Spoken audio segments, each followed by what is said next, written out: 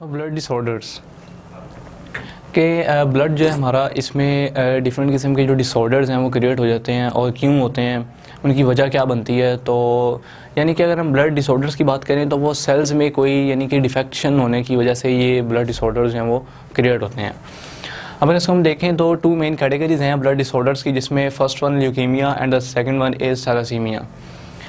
Leukaemia जो है एक ऐसा ब्लड डिसऑर्डर है जो वाइट ब्लड सेल्स में होता है, यानी कि WBCs ल्यूकोसाइट्स।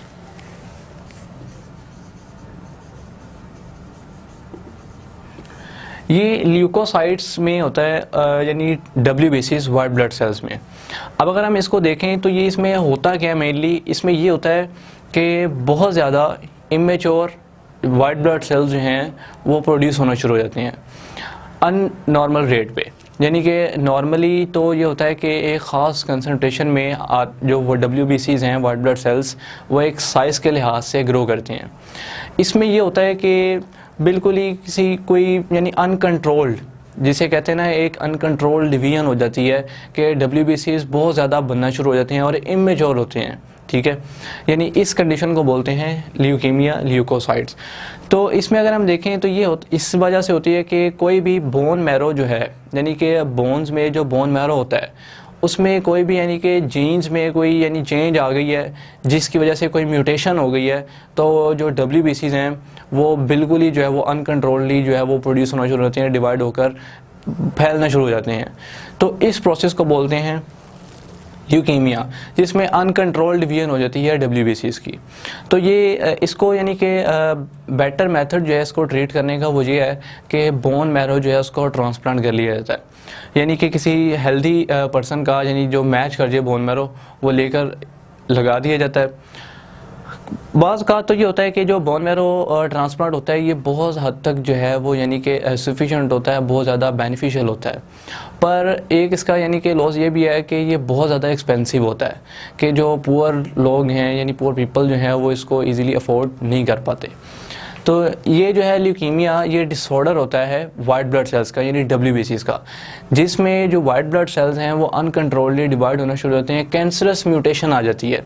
कैंसरस म्यूटेशन जो है ये चेंज होता है जीन में कोई भी चेंज आ जाती है, यानी बोन मैरो जो है उसमें जो प्रेजेंट होते हैं सेल्स, और हर सेल में एक जीन होता है जो उसको कंट्रोल कर रहा होता है। अब उस जीन में अगर कोई भी चेंज आ जाए तो वो चेंज इस तरह से आती है कि जो सेल है वो अनकंट्रोल्डली डिवाइड होना शुरू हो जाता है। तो WBCs में जो जीन्स हैं उनमें अगर कोई भी यानी चेंज आ जाए, यानी म्यूटेशन अगर हो जाए, तो फिर ये होता है कि WBCs अनकंट्रोल्डली डिवाइड करते हैं और फर्दर एक कंडीशन बनती है जिसे ल्यूकीमिया बोलते हैं। सेकेंड में हमारे पास है थैलासीमिया। अब यहाँ पे 2 वर्ड्स हैं, थैला और हीम, यानी कि अगर हम बात करें तो इसे सी ब्लड है। थैला का मतलब होता है सी और सीमिया मीन ब्लड, यानी सी ब्लड।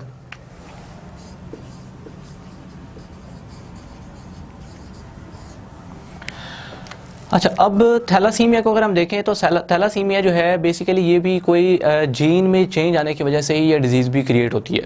यानी कि अगर हम बात करें हमारी बॉडी में हर सेल जो है उसमें एक जीन प्रेजेंट होता है जो उसको कंट्रोल कर रहा होता है, उसके फंक्शंस को कंट्रोल कर रहा होता है, मैनेज कर रहा होता है।